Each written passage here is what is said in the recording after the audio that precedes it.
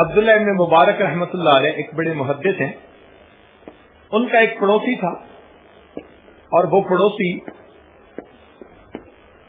مکان بیچنا چاہتا تھا، تو خریدار نے آ کے پوچھا مکان کی کتنی قیمت؟ اس نے کہا جناب 2000 دینار۔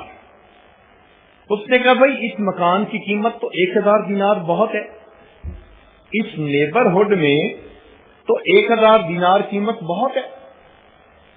تو اس نے آگے سے کہا ہاں مکان کی قیمت ہے 1000 دینار اور دوسرا 1000 دینار عبداللہ ابن مبارک کے پڑوس کی قیمت ہے۔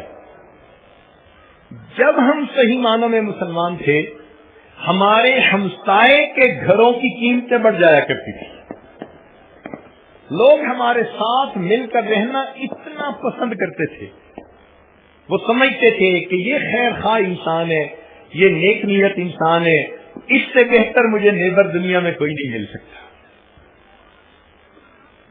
سوچئے